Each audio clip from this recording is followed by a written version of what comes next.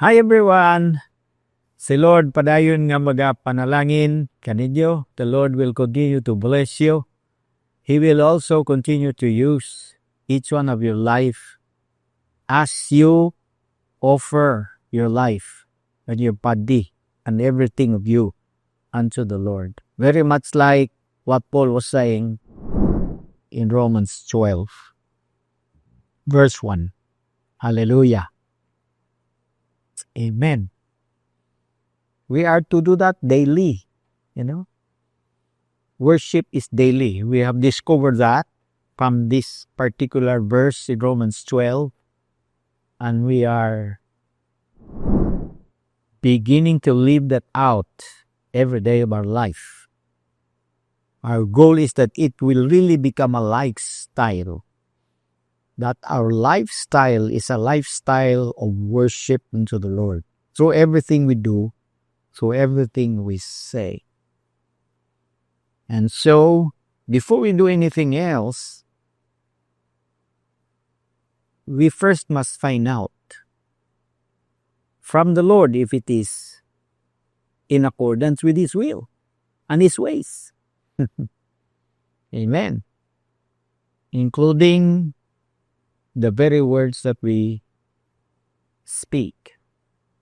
Praise God. Amen. Today I will encourage you to open your Bibles if you have one. Matthew 24. We start with verse 45. Remember, this is our supplement. This is supplement, so it's supplement time. It's time to take your supplement. Praise God. Supplement because I trust that you are able by yourself to read God's Word and feed yourself with God's Word. At this time, most of you, should be able to nourish yourself with God's Word. You read God's Word, you're able to get understanding because you have learned to partner with the Holy Spirit, ask His help in this, and the Holy Spirit is more than willing. In fact, He is excited to help us because that's why He was sent, to help us. Praise God. So after 3 months of becoming a Christian, by then you're able to read and start to understand. Of course, there are other passages in Scripture that's challenging to understand. But in time, you will understand them. Amen. Praise God. So beginning with verse 35, no, not 35, but 45. Matthew 24, 45. 45. Jesus was the one speaking in these verses of Scripture. And in verse 35, He says with a question, interrogative sentence, who then is the faithful and wise servant, whom the master has put in charge of the servants in his household, to give them their food at the proper time? Duha ka buok, no? Ang hulangway sa usa ka servant, dinhi. Faithful and wise servant. Sa bagong hubad sa Bisaya, ang iyang paghuban, buotan og maalamon. Buotan og maalamon nga sulugoon. Kinsa man ang buotan og maalamon nga sulugoon katong gipiyalan siyang agalon sa pagdumala sa ubang mga sulugoon aron paghatag kanilang pagkaon sa hustong panahon. Duha na buotan og maalamon. Dapat kuyong na pirmi, no? Dili na buwagon pa. Dili pwede nga buotan ka lang o nya dili ka maalamon. Muna atong giingon sa una pa, dili pwede nga buotan lang nya di ka mao. Dili ta magpa check up sa doktor nga buotan lang nya di ay ka mao. Pataka lang dai siya. Madaot ta ana.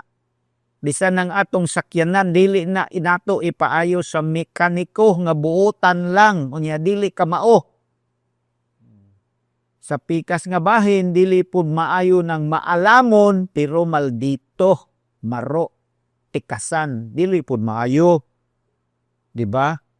Munang paris na siya, buutan o maalamon. Kinsa man ang buutan o maalamon nga sulugoon, nagapangita ang Dios og buutan o maalamon nga sulugoon. Now remember, giistorya ni Jesus in the context sa iyahang pagbalik, ha? Matthew 24 ni. Ang beginning of verses ani nangutana ang mga apostoles, may tungod sa mga timailhan sa pagbalik sa Ginoo. So samtang nagakaduol ang pagbalik sa Ginoo, kadtong bangga sa alagad kaniya, kita nga mga nagaalagad kaniya, dapat nagapadayon ta sa pagkahimong buotan o maalamon. Faithful and wise.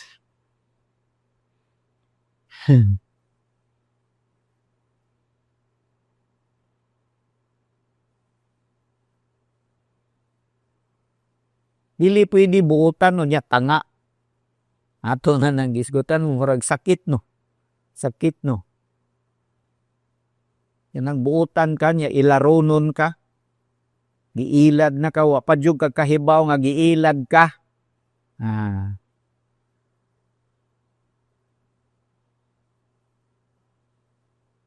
Sa trabaho nimo dili na imong trabaho na sa imong sa imong amo iyang isugo tanan sa imuha wa kakabantay. Siya ning una nag-uli, ikaw na ulahi pa kay ang iyang trabahong tiwasunon gipasa sa imo, maayo lang nagkausa. Maayo lang na kung nasa emergency, makasabot man ta ana. Pero pirmi na niya ginabuhat na sa imuhat, na nagtinanga na gyud ka ana. Gi-exploit ka na, giabuso ka na.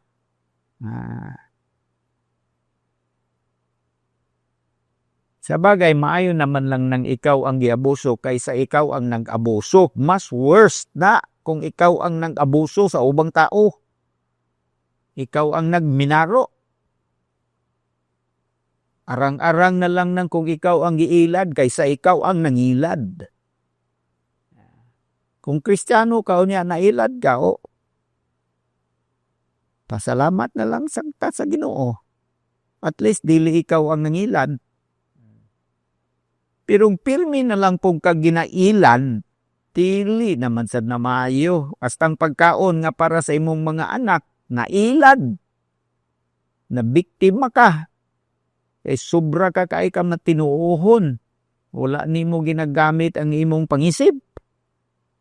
Di na yun na maayo. Di ba? Mao na nga magmaalamon. Buutan o maalamon nga sulugoon. Kalabot ni sa pagbalik sa Ginoo o sa trabaho nga iyang gibilin. Unsay sumpay nga giingon ni Jesus. Sa verse 46, matud pa niya, it will be good for that servant whose master finds him doing so when he returns. Maayog yun para sa mao nga sulugoon nga maabtan sa iyang agalon nga nagatrabaho sa dihang mauli na ang agalon. So ang faithful and wise nga servant nagatrabaho gyud na siya. Dili na siya bulakbol. Nagatrabaho gyud siya. Dili lang siya gatrabaho in the presence of the master. Pero nagatrabaho siya even when the master is away. Bisang pag wala diha ang agalon, nagatrabaho siya kay buutan man siya. Faithful man. Nya wise pa yun. Pero kung bulakbol siya, sipat, maldito, tikasang, maro na sulugoon, pag naang agalon, patliw-kliw, kubi-kubi, ana-ana, bisi-bisi. Pag wala, tua. Ikyas, ato sa laing balay, manong balay, marites dito. Ngita dito, sugal, piat-piat. Na. Sige lang panglingi kung niabot ng amo. Dagan dahil dito likod sa balay. Dito mo agi, pasumangil og silig-silhig. Nya day tuwa day to nagtrabaho ni adtong wa diya ang yang agalon. Maldito, maro, tikasan, limbungan. Kaya ang tawag niya wicked. Wicked servant. Mao na ang sumpay, no? Makita sa verse 47. Before ta sa 47, sa 48, sa 47 sa unsay ingon, I tell you the truth, he will put him in charge of all his possessions. Kinsa man ang him? Katong faithful and wise servant. Katong buutan, kasaligan, og maalamon na sulugoon. Unsay buhaton kaniya? I tell you the truth. Sultihan ko kamo sa tinuon. Ibutang siya. Nga in charge, dumala sa iyang mga bahandi. Basta faithful gani ka, o niya maalamon ka. Promotion mo, abot yun na sa imo, ha? Dili demotion, ang abot sa imo, promotion. Dili nang naparot ka, nawandaan pa ka, imbis ni asinso ka na, nawala na hinuon. Na amanggoy unfaithfulness. Basta naaga ni unfaithfulness, dito ginapaingon sa kaparotan, kapildihan. Diri pag faithful and wise ka, promotion ang mudawak mo at nahitabo kanimo. He will put him in charge of all his possession. Pag kanindot, ana, himuon ka sa Ginoong mayordomo sa tanan niyang mga kabutangan, basta faithful ka. Unya maalamon. Tan ka, unya ka maupajud ka. Oh, hallelujah. Dalaygo na ngalan sa Ginoo. Amen. Karon samtang naminaw ka ani ba? Pili ka mo ingon sa imong kaugalingon. Ginoo, inaagi sa imong grasya. Magbinuutan ko o magmaalamon ko sa pag-alagad kanimo. Di ko magminaro, di ko manikas, di ko manlimbong. Dili na ko ilaro ng akong mga igsuon. Dili na ko sila abusuhan. Tanawa, sa pagpadayon ni Jesus pag-istulyan ni sa verse 48. Suppose that servant is wicked. Pananglitad kadtong mao nga sulugoon, imbis faithful and wise, maldito siya, daotan siya nga servant. Muingon siya siyang kaugalingon. He will say to himself, my master is staying a long time. Kung amo dugay kay tumuuli. Yeah. Mana siya. Dugay mo uli ang akong amo. Unya, kay dugay man mo uli sa iyang hunahuna, he then begins to beat. He then begins to beat sa verse 49, his fellow servants. Iyang kulataho ng iyang mga kauban nga mga sulugoon. And to eat and drink with drunkards. Kaon, inom, kauban sa mga palahubog. Pagkamaldito aning tawhanan ni, kulatahon pa niya ang mga kauban, magbuhat pagdaotan, hubog-hubog, kauban sa mga palahubog, kaon, inom, kauban sa palahubog. Verse 50, the master of that servant will come on a day when he does not expect him. Ang master mubalik sa adlaw nga wala siya gidahom nga moabot ug sa oras nga way makabantay kay gipakasama man lagi siya sa kawatan, like a thief in the night, no na ang hulagway sa pagbalik. Regarding the day and the hour, no one knows. Mao man ganina nga common sense tells us nga wa man buta kahibalo, mangbinuotan ta o magmaalamon. Dili ta magkumpiyansa sa pag-alagad sa Ginoo. Magkungi ta. Sama sa atong natun-an sa miaging Domingo ba?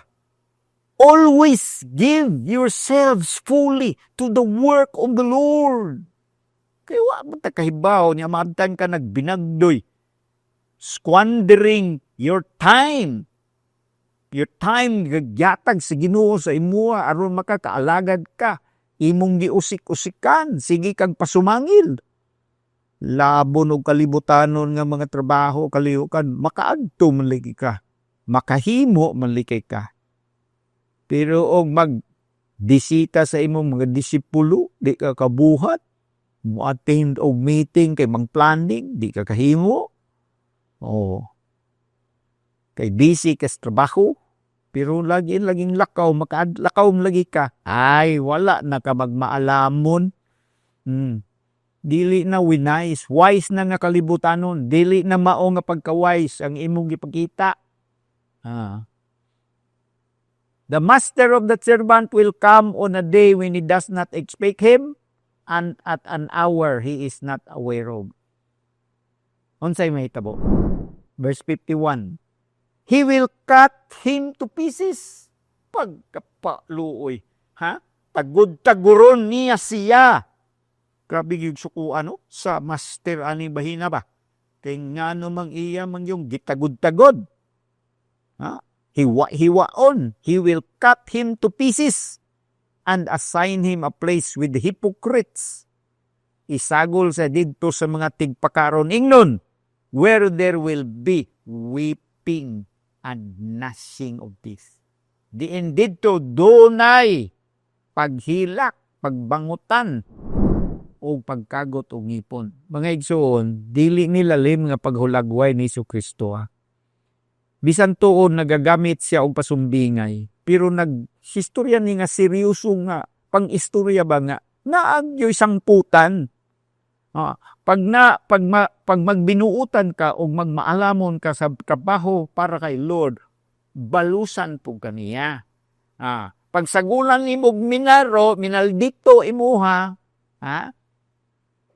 sagulan imong daotan, mga buso ka, magpahibulos ka sa uban, apil-apil ka dito sa kalihukan sa mga plakubog, balusan sad ka sa Ginoo. Singlon sad kaniya. Isagol kaniya ato mga tigpakaron ingnon. Aron magkauban na mo. Birds of the same feather flock together. Dakuyog na mo. Hantod na sa hantod. Magsigi kag hilak o magmahay ka. Manampok ka sa imong dugpan. Magbasol ka sa imong kagalingon. Pero uwahin na. Dito ka magsigi kag gagod sa imong ipon. Moda mga igsoon, paminaw mo pag-ayo ba? Kaya ang pulong sa Diyos puslanon para sa pagtudlo, para sa pagbadlong, para sa pagkorek, para sa pagbansay, diya sa pagkamatarong. Ako naman nang giingon ba? Training in righteousness, no? Diba? Kasi wala na training ang unrighteousness. Itadali ra kay ta makakatuon basta unrighteousness mo nang wala iskwilahan. Wala iskwilahan na mga bisyo. Wala iskwilahan na. Di nakakinanglang magkuwag isa ka sinister para may mong drug addict. Mahimo kang addict sa bino, addict sa alcohol, addict sa sugal, addict sa sigarilyo, addict sa babae. Di nakakinanglan mag-eskwela. Wala na trading, anak. Kuyog-kuyog lang ka, na din ang mga nagabuhat, anak. Layo, right tulok si mana. Hawod na ka magsigarilyo, hawod na ka magsugal. Hawod na ka sa hubog. Malabuan pa ni mo itong nag-train sa imuha ba? Siya, tulo ra ka baso ang iyang mahurot, ikaw tulo ka kiss. Pero mahitugod sa pagkamatarong, kinahanglan ang masubsob nga training. Masubsob nga pagbansay, kisaksan lalum nga disiplina. Kinahanglan ang commitment, kinahanglan ang taisog.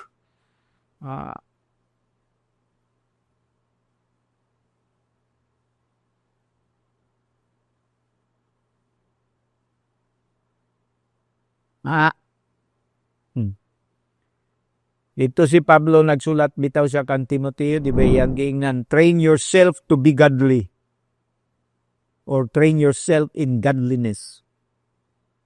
Bansaya ang imong kaugalingon diya sa pagka-Diyos nun.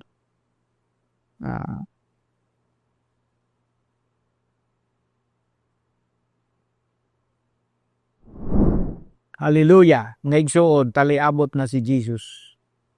Kumplito na ang tanang mga ilhanan. Ang ato na lang gihuwatan, no? Ang tama nga panahon, ang tama nga takna nga gitakda sa amahan. Anak na lang, wa man ta kay bawo kanusay. Even si Jesus, wala man masayon sa insaktong oras sa iyang pagbalik. Ang amahan raman ang nasayon.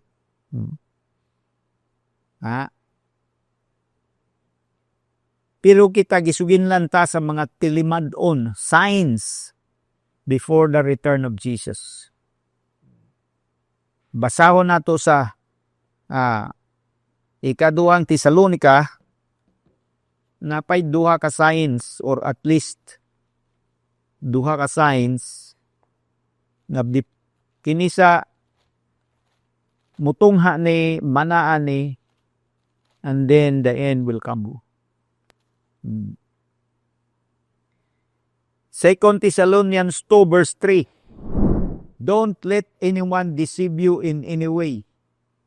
For that day, the day of Jesus' second return or second coming, that day will not come until the rebellion occurs and the man of lawlessness is revealed. The man doomed for destruction. Duha, no? Duhang yang gingon. Nga dili mo abot tong adlaw hangtod nga mutungha ang rebellion. Hangtod nga mahitabo ang rebellion. Rebellion. Ubang translation, falling away. May tungod ni sa massive nga pagtalikod sa mga katawhan nga kuno iya sa Dios pero mobiya sila sa Dios. Massive, daghan sila, tingob. Mao nang una, and then ikaduha, and the man of lawlessness is revealed. Ipakita na kung kinsa ni si man of lawlessness, mao ni si Antikristo. Mao ni ang man of lawlessness. Kining rebellion nagsugod na ni mga igsoon. Naa na ni. Karon lang bag-o massive nga mga group of Christians, mga denominasyon nga dagko kaayo nga nag-una sila gatusan na katuig naglungkag kagko kay mga simbahan daghang pundo nga kwarta. Pero sila ning talikod gibiyaan nila ang mga pulong sa Dios. O saana nga ilhanan nga ning talikod sila sa Dios o sa iyang pulong, kanang ginakasal na nila ang pulos babae, ginakasal na nila ang pulos lalaki. O sana sa ilanan. Gina-question nila ang divinity ni Jesus. Gina-question nila ang pagkahimugso ni Jesus by virgin birth. Ang mga milagro ginasalikway nila, gina-question nila ang mga milagro ni Jesus. Pero ang mga founders nila kaniadto mga Diyos nun. Mga tunay nga mga tao sa Diyos. Pero kining mga sumusunod, decades later, napulihan og mga pangulo nga maalamon sa ulo pero walay kasing-kasing nga sakto. Dili buak og kasing-kasing, dili mahinulsulon, dili mapainobsanon. Ang kaalam niksaka sa ilang ulo, nahimo silang garbuso. Mas tuuhan pa nila ang ilang kaugalingon kaysa pulong sa Dios. Niabot sila sa punto nga gitalikdan nila ang Dios og ang iyang pulong. Nagakahitabo na ni karon mga igsoon. Falling away, rebellion against God's word.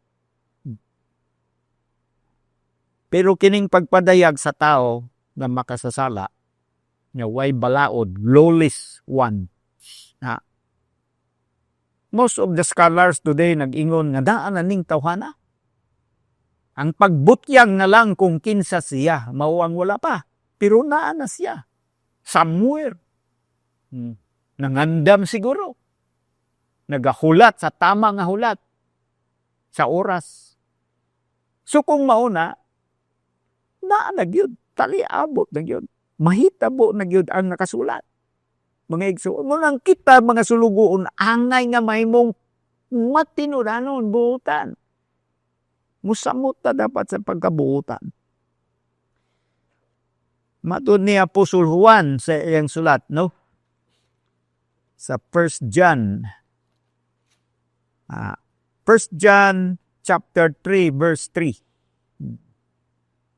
Akong basahon ang verse 2, unya verse 3. 1 John chapter 3 verse 2. Dear friends, mga minahal kong higala, now we are children of God, karon kita mga anak sa Dios, and what we will be has not yet been known. Kung maunsa man kita, wala pa kini gibutyag.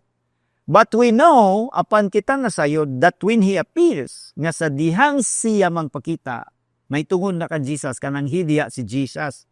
When He appears, sa diyang magpakita na siya, we shall be like Him. Kita maparihas kaniya, for we shall see Him as He is. Kaya makita man nato siya sa iyang pagkasiya. So He's talking about Jesus. We shall see Him, we shall be like Him. Hallelujah. When He appears. Now verse 3. Everyone who has this hope in Him purifies himself just as He is pure. Tanan nga dunay paglaob diya kang Kristo. Hallelujah. Nagaputli, nagabalaan siya ang kawalingon, maingon man nga si Jesus balaan. Pwede na to isumpay tong faithful and wise. Tanan nga naani ini nga paglaob, nagabinuotan, maingon nga si Jesus buotan. Nagamatinud-anon, maingon sa Jesus matinud-anon. Nagamaalamon, maingon nga si Jesus maalamon. Tanan mga igsoon. So ikaw apil ka bas tanan nga nagabuotan. Nagalimpyo, purifies means ginapamutol nimo tong mga wala kinanglanas sa imong ginabuhi. Ang mga excess sa imong ginabuhi ginatanggal nimo. Ang nabilin kato na lang importante, mao na purifies. Siyempre apil ng mga sala, apil na puntong bisag dili sala pero nakapabungat na nimo. Tanggalon gihapon nimo to. Hallelujah. Mga igsoon, importante kini. Ayaw ka lain kay ang pulong sa Dios puslanon para sa pagtudlo, para sa pagbadlong, para sa pagkurihir, para sa pagbansay. Unsay resulta? Basta tama ang paggamit sa pulong sa Dios. Ginadawat sa mga ginasangyawan. Unsa ang resulta?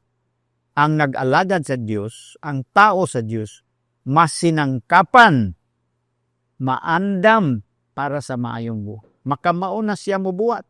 Thoroughly equipped for every good work. Makahimo siya, paghimo sa tanang buhat nga matarong o makapahimaya sa Dios. Kay nasangkapan man siya. Dili siya mahadlok sa mga kalisdanan, sa mga pagsulay, sa mga paglutos, sa katalagman. Di siya mabalaka. Masaligon siya nga na sa Dios nga nagtawag kaniya.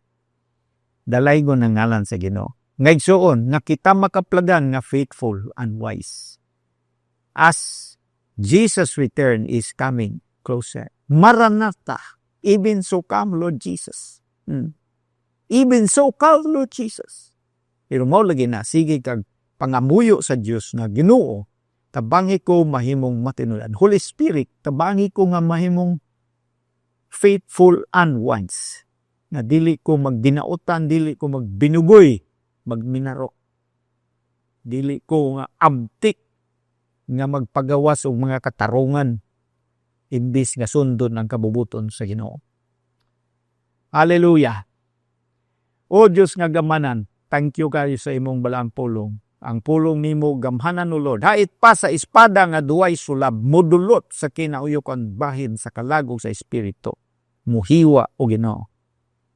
Magpadayag sa mga tinatago sa among kasing-kasing. Lord, himua kami nga mga matinud-anon kanimo. Holy Spirit, tabangi kami nga magmaalamon sa pagpuyo kada adlaw. Ginoo, salikway namo ang tanang kadautan, tanan mga hiwi nga binuhatan, tanan nga mga pangisip nga wala mosibo kanimo. Talikdan namo Ginoo. Talikdan namo ang pangapangulipas mga pasangil, mga rason nga dili sibo sa imong kabubuton. Among ginatugyan diya kanimo, nga among kinabuhi, among kalag, among espiritu, ipapil namong kaugmaon. Salamat nga tipigan kami nimo, Ginoo. Dili kami angay nga hadlok o mabalaka. Ikaw ang Diyos nga tag-iya sa among kinabuhi. Hallelujah. Mas dako ikaw nga niya kanamo kaysa kanila nga naa sa kalibutan. Salamat o Lord sa kalampusan o kadaugan. Ang imong simbahan o ang imong buluhaton, gingharian nimo, mutubo kini, may kaugalingon siyang gahom o kakayahan nga mamunga o musanay. Salamat Lord. We give you glory and praise in Jesus' name. Amen. Hallelujah.